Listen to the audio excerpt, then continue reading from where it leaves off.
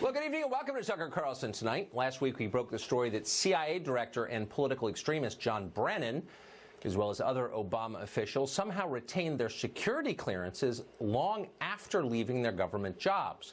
This allowed them access to highly classified information, including leaks from former colleagues who are still working in the intel agencies.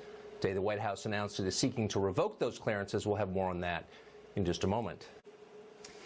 Well, in the wake of our reporting last week, the White House announced it is pursuing a revocation of security clearances for John Brennan and other former intelligence officials.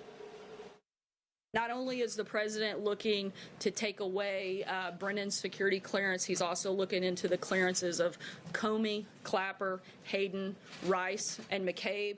The president is exploring the mechanisms to remove security clearance because they've politicized and in some cases monetized their public service and security clearances. Just minutes later, Jim Clapper, who is a liar, complained that this is all deeply unfair because he has a right to a security clearance. You can't take it away. Here he is on CNN.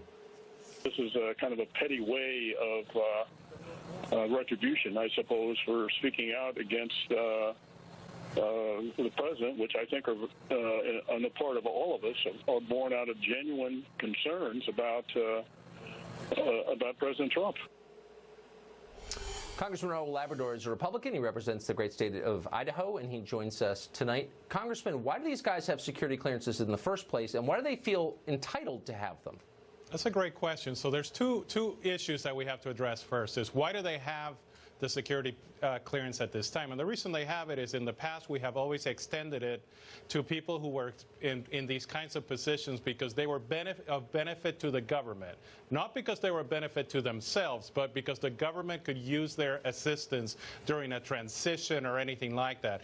Clearly, they're not benefiting the government right now. They're not benefiting this administration.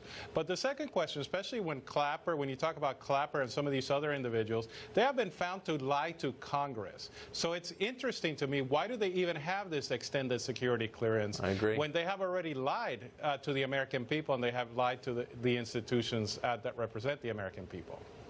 Well, Clapper flat out lied to the Congress, and I don't understand why you all didn't hold him in contempt or prosecute him. What he did seems to me to be illegal. But leaving that aside, these guys work for cable news networks. I mean, they're much like I am. They are paid to talk on television. Wouldn't that disqualify them right there? Or do I get a security clearance too? And what are the rules here exactly? That's a terrific question. So, like I said earlier, they have the security clearance to benefit the government. The moment that they start receiving money for the information that they have, the moment that they start monetizing the information that they have received from the government, they should no longer have the security clearance. And it's something that in this new age where we have cable news, where you have people moving from government to TV, it's something that we need to rethink about extending the security clearances. I don't think they should be done automatically like we have done in the past with these high offices. Yeah, I don't know why we would do it at all. I mean, Brennan is clearly unhinged. He's a political extremist.